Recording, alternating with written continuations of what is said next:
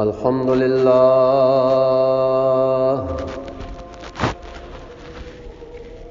الحمد لله رب العالمين والعاقبة للمتقين والصلاة والسلام على أشرف المرسلين وأسعد النبيين نبينا محمد وعلى آله الطيبين الطاهرين وعلى صحابته الغر الميامين وعلى التابعين ومن تبعهم بإحسان إلى يوم الدين وأشهد أن لا إله إلا الله وحده لا شريك له وأشهد أن محمدًا عبده ورسوله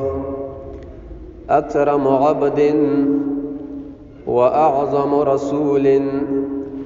صلى الله عليه وعلى آله وأصحابه أجمعين أما بعد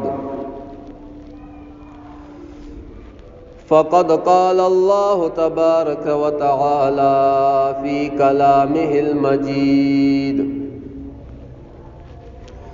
بعد أعوذ بالله من الشيطان الرجيم بسم الله الرحمن الرحيم ومن يطع الرسول فقد أطاع الله ومن تولى فما أرسلناك عليهم حفيظا آمنت بالله صدق الله العظيم إن الله وملائكته يصلون على النبي يا أيها الذين آمنوا صلوا عليه وسلموا تسليما اللهم صل على محمد وعلى آل محمد كما صليت على إبراهيم وعلى آل إبراهيم إنك حميد مجيد اللهم بارك على محمد وعلى آل محمد كما باركت على إبراهيم وعلى آل إبراهيم إنك حميد مجيد مولاي صل وسلم دائما أبدا على حبيبك خير الخلق كلهم هو الحبيب الذي ترجى شفاعته لكل هول من الأهوال مقتحم الصلاة والسلام عليك سيدي يا رسول الله الصلاة والسلام عليك سيدي يا حبيب الله الصلاة والسلام عليك سيدي يا رحمة للعالمين وعلى آلك وأصحابك سيدي يا شفيع المذنبين معزز مومنان و مسلمانان ورونو ماستا سوڑان دے دا رب کائنات جل جلالہ دا مقدس کتاب قرآن مجید فرقان حمید برہان رشیدنا سورہ نساء پنزم سپارہ آیت نمبر 80 اتیم نمبر آیت مبارک تلاوت کا رب کریم جل جلالہ دے پہ مالا دا حق وینا کولو او پا هغه باندې مونږ ټولو اوریدونکو ته د عمل کولو توفیق را نصیب کړي. ربیع الاول مبارکه زبرګه میاشت شروع ده. دریم یا څلورم تاریخ ته دغه میاشت دی او تاسو ته د حضور پرنور آقا او مولا احمد مجتبی محمد عربی صلی الله علیه و آله وسلم مبارک د حسن او د جمال بیانات شروع دي چې صحابه کرامو د پیغمبر علیه الصلاۃ والسلام مبارک سره سونه مینه او محبت کولو. صرف اطاعت د پیغمبر علیه السلام مبارک نه وو بلکې هغه سره سره د محمد رسول الله صلی الله علیه و آله وسلم مبارک د حسن او د جمال بندیوانو عاشقانو پتنګانو. کم آیت کریمه مبارکه چې ما ولوسته په دې آیت کریمه مبارکه کې رب کریم جل جلاله ارشاد فرمای ومن یطع الرسول فقد اطاع الله. رب کریم فرمایي چا چې د محمد رسول الله صلی الله علیه و آله وسلم مبارک حکم اومنل د حضور مبارک تابعداری وکړه د پیغمبر علیه السلام مبارک خبره اومنلا فقد اطاع الله. رب کریم فرمایي په حقیقت کې بشک او بشبه دا انسان زما تابعداری وکړه زما حکم اومنل زما خبره اومنل. او څوک چې د هغې نه مخ واړی د رسول الله مبارک خبره اونمانی نو اے زما محبوبہ علیک الصلاۃ والسلام مبارکہ فما ارسلناک علیہم حفیظا. تمونگا په دوی باندې نگران نه لګلې. دوی کو یو ګناه کوي په هغه ګناه باندې به تاسو رانیولې نشئ. که تاسو خبره نه مانی نو نه دی مانی. تاسو بیانول صرف حق ته حق بیان کا وقل الحق من ربکم فمن شاء فلیؤمن ومن شاء فلیکفر.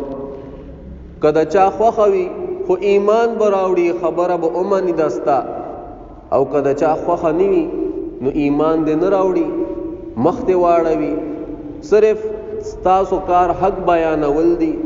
دعوت ورکول دي او د نیغه لارې طرف ته هدایت کول دي. او هغه خلق خوش نصیبه خوش قسمت دي چې هغه ستاسو خبره اومني ستاسو حکم اومني او هغه به یو نیکی کوي نو په هغه نیکی کې وسره تاسو هم شامل یې. ځکه د هغه نیکی معلم په حقیقت کې خو تاسو یې. ځکه دغه نیکی تاسو ورښودلي دا نیغه لارې طرف ته تاسو رابللې. نو په دې آیت کریمه مبارکه کې ظاهر معنا دا هم پرته ده چې څوک د پیغمبر علیه الصلاۃ والسلام مبارک سره محبت کوي نو په حقیقت کې دغه انسان دا د رب العالمین سره محبت کوونکی دی. ځکه په بل آیت کریمه مبارکه کې الله رب العزت حضور پاک مبارک ته فرمای قل ان کنتم تحبون الله فاتبعونی. اے زما محبوبہ علیک الصلاۃ والسلام مبارکہ او آیا دے امت تا دے زما دے بندگانو تا او آیا کچر تاسو په حقیقت کې د رب العالمین سره محبت کون کیے او دا دعوی کوي چې مونږه د الله سره محبت کو فتبعونی ورته او آیا چې زما تابعدار شي زما خبره ومنه زما سره محبت وکې نو الب دغه محبت ستاسو د رب العالمین په درگاه کې قبول شي. کني د مکه مکرمه کفارو هغه خو خدای منلو خو لیکن شان مصطفی صلی الله علیه و آله وسلم مبارک هغه نه من. منافقان خو په ظاهر باندې مسلمانانو اسلام راوړې وو. رب العالمین په پورا صورت نازل ک په 28 سپاره کې سورہ منافقون اذا جاءك المنافقون قالوا نشهد انك لرسول الله والله يعلم انك لرسوله والله يشهد ان المنافقين لكاذبون. دغه منافقان چې په ظاهره باندې به پټکې په سر ګیره به پرې خودي وا سړی به پرې خودي وي د حضور پاک مبارک پسې په اول صف کې مانځته ولاړو د حضور پاک په مجلس کې بناسو منځونه به کول روزي به نیولې لیکن د زړه نه د حضور پاک مبارک سره محبت نه د حضور پاک مبارک چې کم شان او کم کمال رب العالمین ورکړو د هغې نه به انکار کولو نو رب العالمین په رد او فرمایلو بل قولوا اسلمنا اے منافقانو تاسو داسې وایئ چې مونږ اسلام راوړی ظاهري خو مسلمانان یی خودن نظرم خراب دی عقیدم خراب ده د حضور پاک مبارک حسن او جمال د حضور پاک مبارک چې کم شان رب العالمین ورکړی دی د هغې نه تاسو انکار کوئ په دغه وجه باندې تاسو مؤمنان نه یې اگر که ظاهر مسلمانان یې خو لیکن جنت تاسو دپاره نشته نو حضور پاک صلی الله علیه و آله وسلم مبارک لچه رب کریم جل جلاله کوم حسن او جمال ورکړو په کائناتو کې هغه شانته حسن او جمال نه چاته ملاو شوی دی او نه بچاته ملاو شي د تاریخ او سیرت لیکون کې علما خاوندان په خپلو کتابونو کې لیکي چې حضرت یوسف علیه السلام مبارک په مصر کې د قحط په کالونو کې په کوم وخت کې چې قحط راغلی په هغه وخت کې د حکومت جمع کړی شوي ذخیرې نه د قحط وهلي خلقو دپاره یو ترتیب جوړ کو چې په دې خلقو باندې دا ذخیره تقسیم کې او دوله دا غله دانه ورکوي وی را روان کال کې په فصل کې 3 میاشتې پاتې وي او کومه ذخیره چې حکومت سره جمع شوي وه هغه ذخیره ختمه شوله حضرت یوسف علیه السلام مبارک پریشان دی خفه دی چې الله د دوی د پاره بو څه انتظام جوړو غل خلاص شوا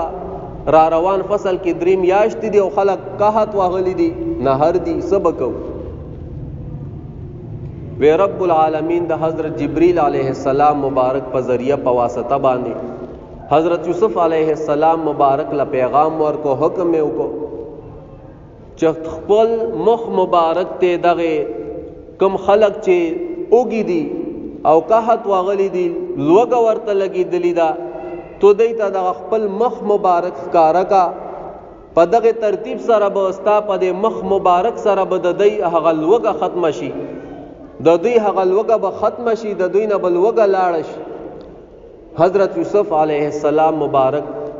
د رب العالمین د حکم مطابق هماغه شانته وکړه او چې کله به خپل مخ مبارک د قحط وهون کې خلکو ته ور مخامخ ک نو رب العالمین به د هغه لوګه د حضرت یوسف علیه السلام مبارک د دغه خپل مخ مبارک په دیدن سره هغه لوګه ختمه ک شمائل ترمذی په حاشیه باندې دغه روایت راغله چې کله به هم حضرت یوسف علیه السلام مبارک دغه لوګه خلکو ته خپل مخ مبارک کارک خپل دیدن به ورته ورک په هغه سره به د هغه خلکو هغه لوګه رب العالمین ختمه او د یوسف علیه السلام مبارک د حسن او د جمال تعریف رب کریم جل جلاله په قرآن مجید کې کړی دی قرآن مجید په هغه باندې گواه دی چې د مصر د زنانو کله چې یوسف علیه السلام مبارک ولید نو زلیخې ورته پلاس کې فروټ ورګړي چې دا کټکوي او یوسف علیه السلام مبارک ته او ویل چې راوځه چې کله یوسف علیه السلام مبارک راووته او د مصر د زنانو په یوسف علیه السلام مبارک باندې نظر ور پریوته وېدا خو چرته ملائکه راغلی د وېدا خو انسان نه دی بشر نه دی او د فروټو په ځای باندې د ځان خپل لاسونه کټ دا احساس هم ورته ونه شو چې مونږ لاسونه څنګه کټ دا د یوسف علیه السلام مبارک حسن او جمال چې رب کریم جل جلاله ورله ورکړی او بیا زمونږ استاد خو پیغمبر محمد عربی صلی الله علیه و آله وسلم مبارک هغه خدا سے بے مثال پیغمبر رب العالمین را لګلې د دنیا ته چې د ټولو انبیاء کرام علیهم السلام د هغو صفات او کمالات د محمد رسول الله مبارک په ذات با برکات کې را جمع شوي د دې وجه نه د خاص او د ښکلا په حضور صلی الله علیه و آله وسلم مبارک کې دونه اثر و چې چا به ولید یو نظر بیا به د حضور مبارک نسترګې نه ویست او په حضور صلی الله علیه و آله وسلم مبارک باندې به ماینه عاشق بشپې او بیا به د حضور مبارک هغه در نه پرې خود او بل دا چې دا محمد رسول الله مبارک د دیدن سره به د خلکو د لوګ علاج هم کیده هغه ته روحاني خوراک ملاوي ده دا غي لوګه به رب العالمین ختمه ولا لکه جامع ترمذی کې حدیث مبارک ته حضرت ابو هريره رضی الله تعالی عنہ مبارک د حدیث راوی ده هغه فرمای چې حضور پاک صلی الله علیه و آله وسلم مبارک یو ورځ په داسې وخت باندې د کور مبارک نه بهر ته تشریف راوړو لا یخرج فیها ولا یلقاه فیها احد وینه په دغه وخت باندې چرته حضور مبارک بهر ته تشریف راوړی دی او نه په دغه وخت باندې د چا سره ملاقات کړی دی یو نا آشنا وخت حضور مبارک بهر ته تشریف راوړو سګوري چې حضرت ابوبکر صدیق رضی الله تعالی عنہ مبارک هغم راغی حضور صلی الله علیه و آله وسلم مبارک ترنه تپوس کوي ما جاء بک یا ابا بکر اے ابو بکر صدیق رضی اللہ عنہ ته په دې وخت باندې سشي راوسته زما خواله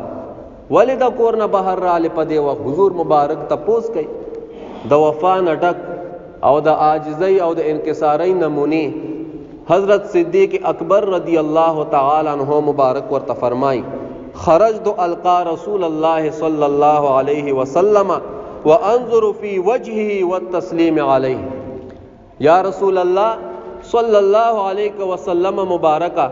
زه خو په دې نیت باندې حاضر شوی یم چې ستاسو سلام وکم ستاسو سره ملاقات وکم او ستاسو د خپل مخ د دې دیدن وکم د دې د پاره راغلی وې چې لږ سات تیر شو عمر فاروق رضی الله تعالی عنہ مبارک باندې هم لوګي زور کړي دی او د کور نه بهر ته راغی وی حضور مبارک ترنه تپوس کوي ما جاء بک یا عمر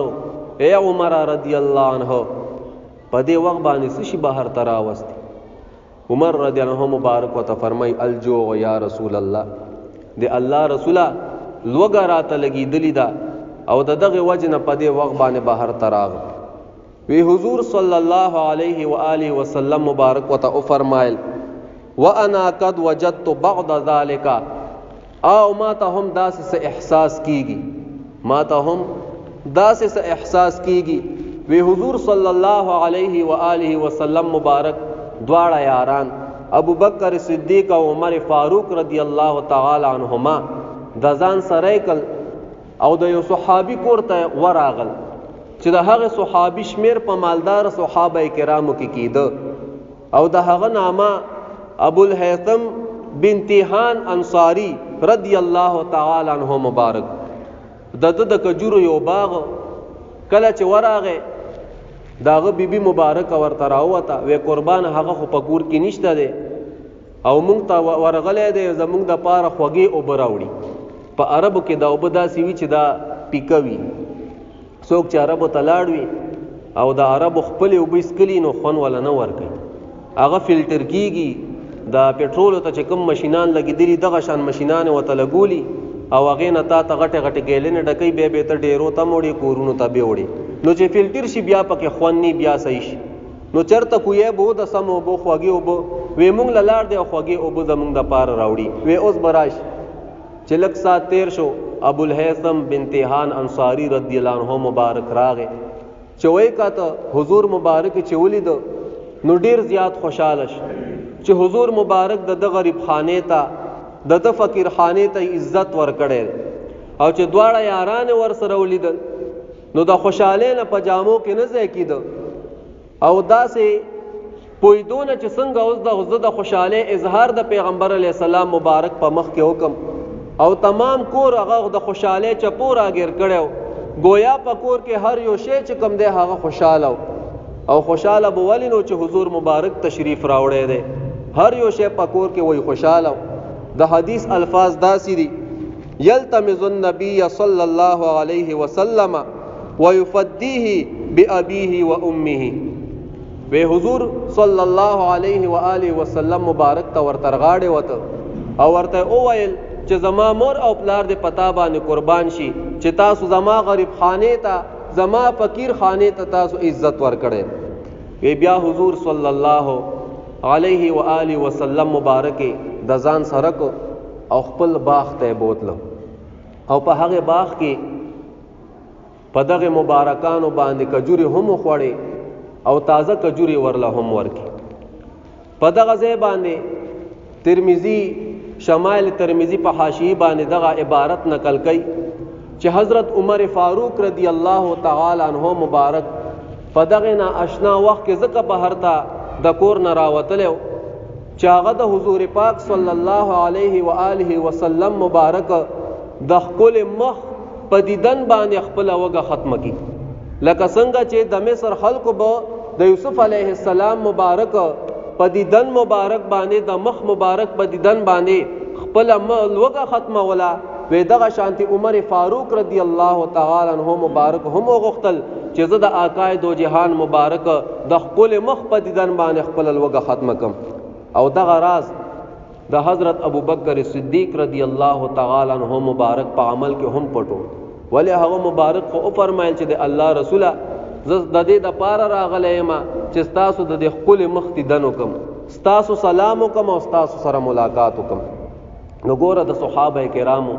د پیغمبر علیه الصلاۃ والسلام مبارک سره مینه او محبت صرف دا نه وا چې حضور پاک مبارک د هغه خبره به منله او داغه اطاعت به کو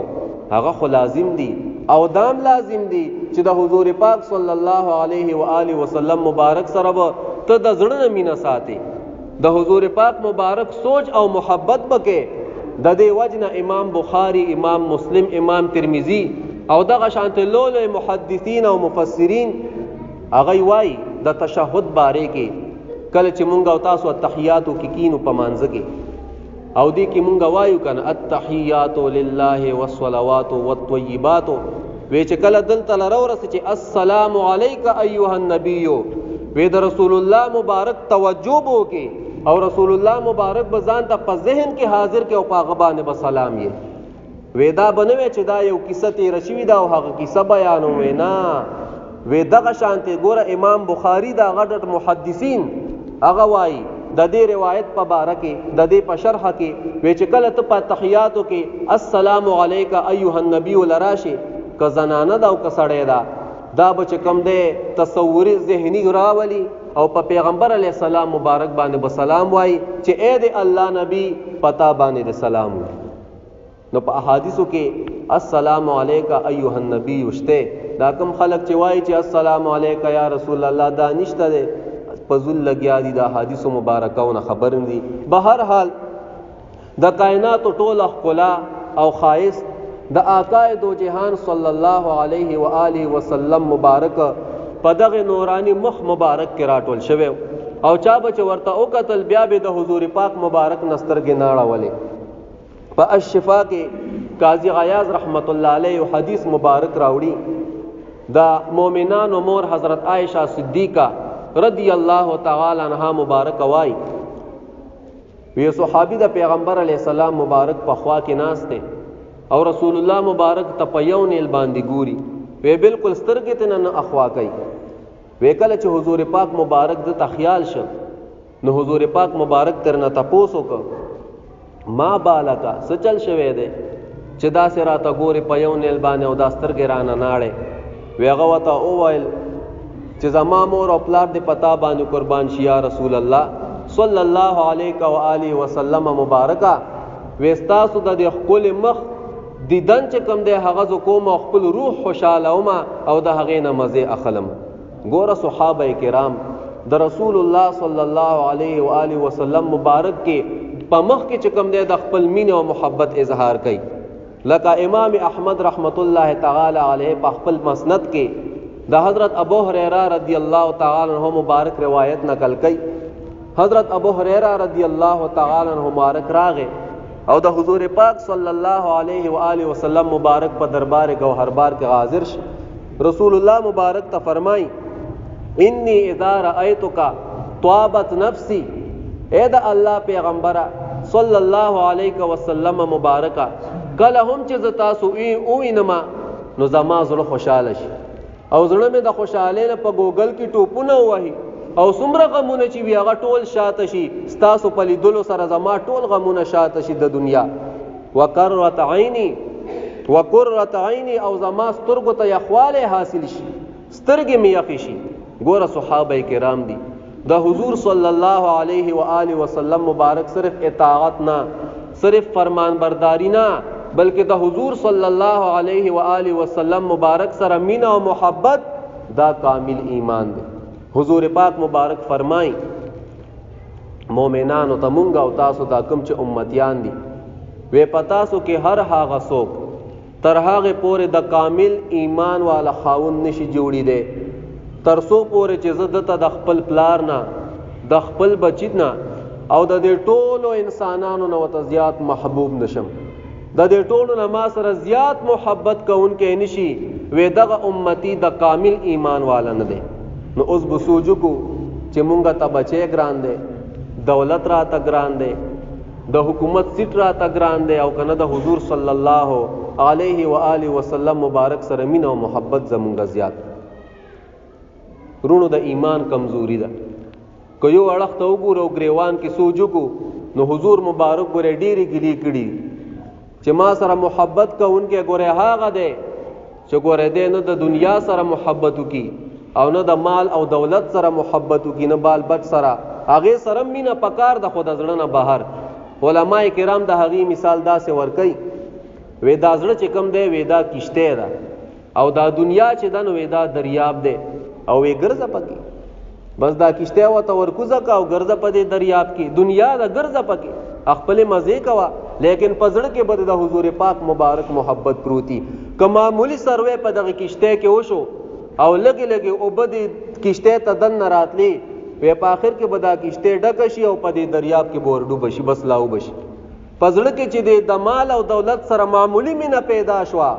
بس دا برور زیاتیږي تر دې پورې چې د حضور پاک مبارک مینه او محبت بستا د زړه نه اوزي هغه به ته هیڅ نخکاری خپل بچی به درته ګران وي خپل ځان به درته ګران وي د حکومت سیټ به درته بیا ګران وي. رب العالمین دې مونږ او تاسو ته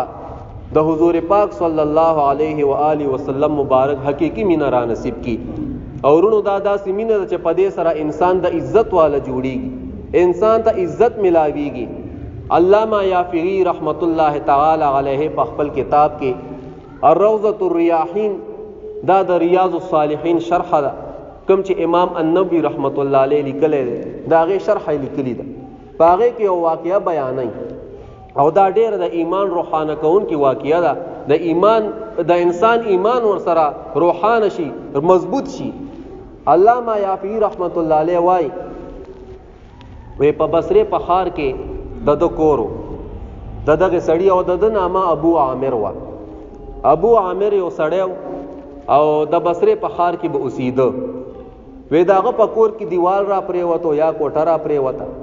معمار ته ضرورت پیښ چې راشي مزدور بوزي ګلکار بوزي خپل دیوالونه پیول وې چې کله د بصره خار ته راغې د خالی ورځ ده چې وای قتل مزدوران ناس تاسو به د خاریو کې د چوکونو کې قتلی مزدوران اکثر ناسي مونږ خو د ګنټګر کې قتلی مزدوران ناس وسو کې ځان سره بوزي دا د پخوا د زمانه او رواج را روان دي نو مزدوران ناس دي د چوکتل یو ځوان ناس ته د شپاړه سکالو حسین او جمیل دي او داسې بیکاره جامې لکه داسې زبردست جامې نه وي نری کپڑا وا محلی شوی جامې وي کمزوري جامې وي باغې کې ناس ته او قران مجید وای د قران مجید تلاوت شروع کړي کله چې د په د باندې نظر پرې وته د وی چې دغه سړی بوزم چراغ هغه ته وای چې زما دغه شان پکور کې کار دی کار کې وای ولې نه وې ز چې زو وې دتنو نه مخ کې زما یو دوه خبرې دي وې کدار سره منی وای څه خبرې وای یو مې دا خبره چې زه به تعالی کار کوم خو چې کله د مانزه وخت راشي او اذان او ویلې شي بس ما به بیا کارنده یو تیشه پم غرزولی وی او زب د جماعت ته خوشم زما تعلق بیا د جماعت سره وې ته براته داس نه وی خیر دار د پاتې د داو وې دا بنی وی صحیح ده او دویمه خبره دا ده چې تب مالا لکنن سبا زمانه کې 1 روپۍ او 1 پیسه، وای دا به مال ته د ورځې مزدوري راکې، وای د دې نه زیاته به نه راکې. وی صحیح ده. بس ځان سره ابو عامر دغه سړی ځان سره روان کو د غزوان او بوتلو. چې کله یې بوتلو ورته وای چې ما ته هر څه برابر کا، خټه هر یو شی برابر شو. ده ته وای چې ځه ته خپل کار له لاړ شه او زه په خپل کار کې خیانت نه کوم، ما الله تعالی ویني، زه په دې کې خیانت نه کوم. وی ځه ته ورشه خپل کار. ابو عامر خپل کار له لاړ. مازیګر چې راغه چې وای قتل د 10 مزدوران عمر کار شوی دی، خو یو او د 10 مزدوران عمر کار شوی دی. حیران شو او خوشاله شو. وته وای زه به تعالی نن 2 درهم در کوم. وینا 2 درهم بنی، واده په وادي وي. داسې پاکان خلک وای واده په وادي وي، 1 روپۍ او 1 پیسه بوي، د دې نه زیات بناله. بس دیم لاړو چټی شو. سحر ابو عامر بیا دا بصری بازار ته ورغه چې وای کته مزدوران نشته، شته خو د غزوان پکې نشته دي. د مزدورانو نه تاسو کوی هغه چرته دي؟ ویو خدل تک یو ځنګل دی او پاغي کې ډیره وي او صرف خالی په خالی باندې بازار ته راځي او مزدوری کوي. نو دې په ځنګل کې څه کوي؟ وي خدای یادای، بس ناسته او الله یادای، قران وای دا الله او د رسول سره مینه دا او جاړي. وی بس دغه روزګار راټینګ کړي. وی خا وی یاو وی خزبل خالی ته به انتظار کوم، بل څوک نه بوزم. هغه کې کمال لیدلو چې بل خالی ورځ راغه. ابو عامر د بصری خار ته راغی چې وای قتل د غزوان راغله دی ناسته او د قران مجید تلاوت کوي. دی ولا راغی وی ځوان کار لذي وی ولنه ور سره روان شي چې لاړې بس دته هر څه برابر کړیو. دی وته وی زه خپل کار ل زمانه بیغمش. بس دې تر نو داسې سیټ ته شو پټ ورته ناسته چې دا څنګه حساب دی؟ کس یو دی او د 10 مزدورانو کار کوي، دا سبل سمامېله ده. دی ورته پټ کې ناست چې ګوري هغه خو صاحب کرامت رب العالمین ول عزت ور کړو په عشق د محبت د پیغمبر علی السلام مبارک کې او د رب العالمین سره مینه وا. نو څوک چې الله او د هغه رسول سره مینه کوي به ول الله عزت ور کوي. نو صاحب د کرامت چې وای قتل خټا په خپل راضي او کانه په خپل راضي او دیوال تیاری کې د چو قتل او ځوان ناس د قران مجید تلاوت په دغه وخت کې شروع کړي. ودا خو جدا لیندې کله چې مازیګر ش ابو عامر ور لراغه وتوي ز بتال نن 3 درهم در کوم، 3 روپۍ به در کوم. وینا واده په وادي وي، 1 روپۍ او 1 پیسه براکه د دې نه زیات بن راکې. دې چې ورلاړې دریم خالی دا انتظار کوي ابو عامر. کله چې دریم خالی راغې د بازار ته ورغه د بصری چې وای کته غزوان نشته. د مزدورانو نه تاسو کوی غزوان چرته دی؟ وی صاحب هغه خو بیمار پروت دی، هفته شو بیمار دی او داسې بیمار دی چې د روغېدو ستمه نشته دی. دی ورپسې ځنګل ته ورغه چې وای قتل هغه ځوان اوس په ځنګل کې پزمکه باندې پروت دی او اخیری وختونه دي. ابو عامر پر رحم راغه او دغه سر د ځمکې نه راپورته ک په خپل غېږ کې کې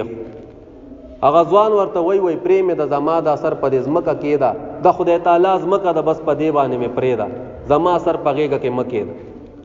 خو دې زما یو څو وصیتونه دی ابو عامره تاسو ولید ما زما هر څه دولیدل، خو زما یو څو وصیتونه دی او دا وصیتونه به زما د مرګ نه پس پوره کې. وی وایا وړومبه وصیت مې دا دی چې کله زه وفات شم نو مال به غسلم ته پخپل راکې او مال به کفن هم ته پخپل راکې او پخپل لاسونو باندې مې بدفن کی. او چې کله غسل راکې نو زما په دې بدن باندې چې کم لنګ دی او کم صادر دی پدې کې به ما کفن کې دا به مال کفن کې. ابو عامر وته وینا زما وسته دی زبتاله خ کفن علم. وینا نه هم پدې کې به مال کفن راکې، پدې کې ما زندگی تیر کړی دا، پدې کې ما الله او د هغه رسول سره مینه کړی دا، پدې کې می الله او د هغه رسول یاد کړی دی. پرې دا هم پدې حال کې می الله ته پرې دا بد دې کې می کفن. او وی دویم وصیت می دا دی چې ما سره یو بل زیتی لنګ پروت او یو کسوړه دا وی هغه به چې کم دی دغه څوک چې تا سره پدې کې خدمتو کی هغه به غلا ور کې صدقه به کی. او دریم وصیت می دا دی چې زما دا مصحف ته قران مجید او ګوتی و پلاس باندې او ډیر قیمتي وا د یاقوت غمیو پکې ودا به چې کم دی هارون رشید باچا لورسه او هغه ته به ووایي چې دغه شانتي یو ځوان وفات کېده او هغه راته دا وویل چې هارون رشید باچا ته زما دا پیغام ورسوه چې وخت ډیر کم دی او د رب العالمین د ذکر نه غافله نشي.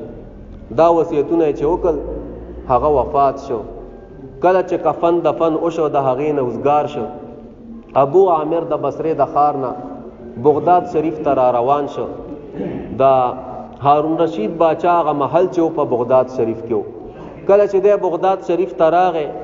چې وی قتل د بغداد شریف ټول خلک راوتی دي او د بادشاہ سلامتی کوي، تمام خلق راوته دی. دیو کا ویسه چل دی بادشاہ سلامت را روان دی. ډومبه قافله رااله 10,000 اسونه را خوشي دي او په هر یو باندې یو ګډ سوار دی. 10,000 کسان تیر شول. 10 قافلې وي. په 10مه قافلې کې هارون رشید باچا په از باندې سور دی او را روان دی. د چو قتل دوی خدای زما دا आवाज بده تسنګ ور رسید خو ډیر مخلوق ته او زه بس کو ما دا خدای د امانت ته او دا ور رسول غواړي. خیر دا وته आवाज وکړو چې اے هارون رشیدا زتا تا قرابت الرسول واسطه در کوم چې ادریګا ستایو امانت زما سره دی او هغه امانت واخلا. رب العالمین هغه आवाज هارون رشید باچا ته ورسولو او هارون رشید باچا چې ونو دی دا عباسیه خاندان نو د حضور پاک مبارک پر رشتہ داري کېو. کله چې د هغه لورغه ورته اویل ودا سوکته وی مال راول ابو عامر شکل ولا غلا وروستو نو هغه ولا هغه مصحف او هغه ګوتی ورکا ودا ستا امانت ته. هارون رشید باچا چې وته کله وکتل هغه سره خبرې نیوي کړي په جړا شو دستورګونه اوخ کې وبې دي. دربانچی ته ویل ودا ځان سره کا مال دربار تراول ودا خو ډیر قیمتي سړی. کله چې دربار ته وروستو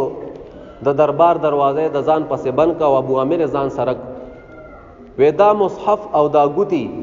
ودا خدما د زوی دی او دا تعالی چا درکړي. ودا دینه پته لګي چې زما زوی وفات شوی دی. وی او قربان ستا زوی وفات شوی دی. ودا د هغه وصیتو چې زما دا ګوتی او زما دا مصحف هارون رشید باچا له ورسه او ورته وایي چې د رب العالمین د ذکر نه غافل نشي. وخت ډیر کم دی د الله او د رسول دغه د محبت نه ګورې ستا سترګې وانوړي ستوج د دنیا طرف ته نشي. وې د څه کول وی جی بس هلته یو ځنګلو پاغې کې پروتو الله به یادولو د الله سره تعلق خپل قرآن به وي او د خالی په ورځ براتلو او دا ټوله کیسه وتاو کوي ښا تا زما په زوی باندې کار کولو. وی قربان ما ته څه پته و چې ستا زوی دی ما خو یو فقیر ملنګ سړی دی مزدورې له راځي او ما به مزدورې له بوتلو. وی خو زه تا ته د کیسه کوم چې دا څنګه سړی و.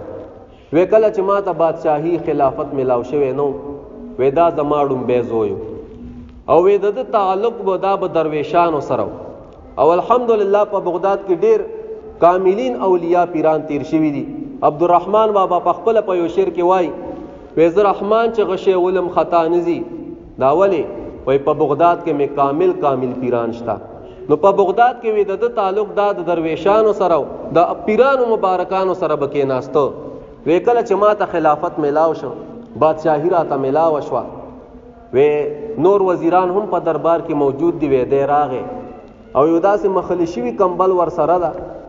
او په دغه مخلی شوي جامو کې راغې او په دربار کې ناسته. وی کله چې وزیرانو دته وکتل نو وزیرانو ما ته ویل چې بادشاہ سلامت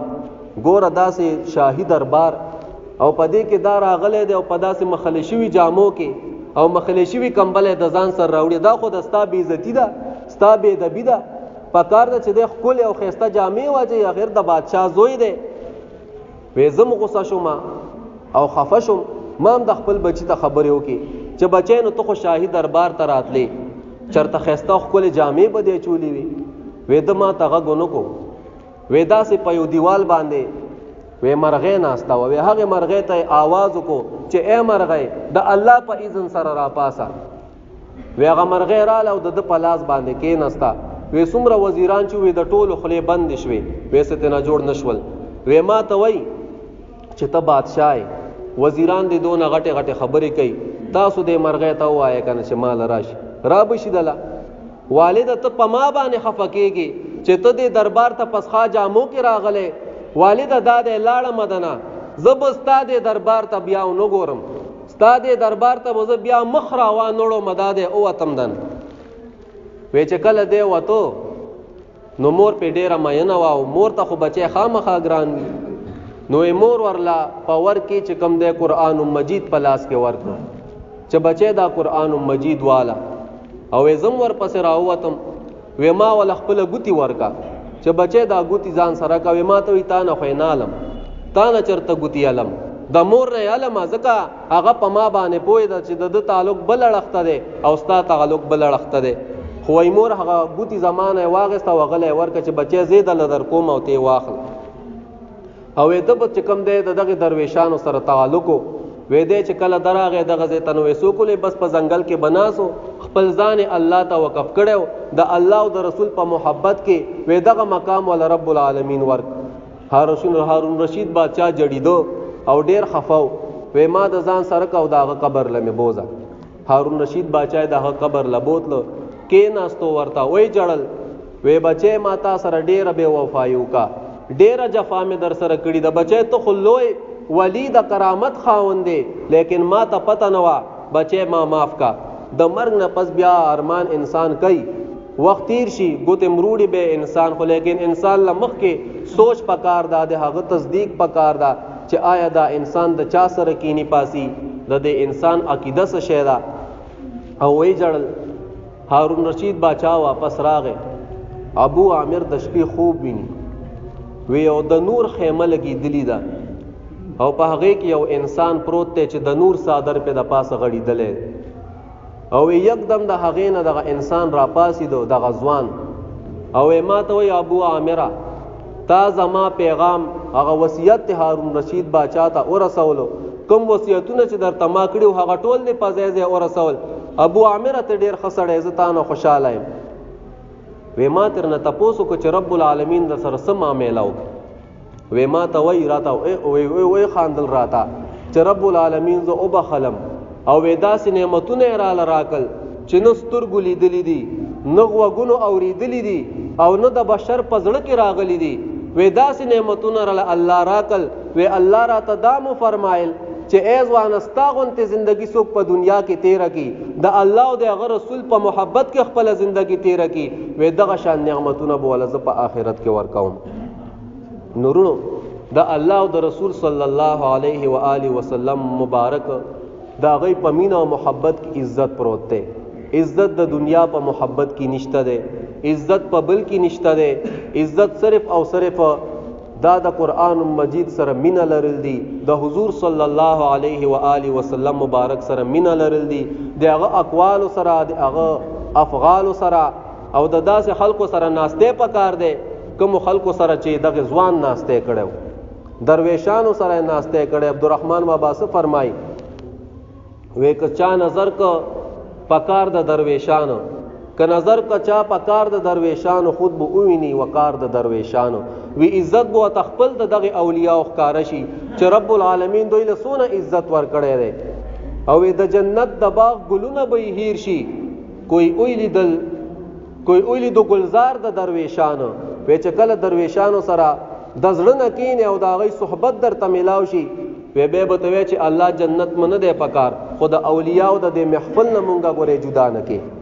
او د دنیا وی بادشاہان د دې دنیا واړه پراتوي لکه خاور په دربار د درویشانو او چې د غضب لنده پچا کی ورخه څنګه ده چې پچا کی د غضب لنده ورخه وی گزار نمو می خطا د درویشانو پتیر جمعې می درته ویلو چې سومنات دړې وړې شو نو دا نظر د چاو دا نظر خدا ابو حسن حرکانی رحمت الله علیه دغه په نظر کې راغله نو سومنات چې دغه په نظر کې رالو د غضب لندې په ورخه کې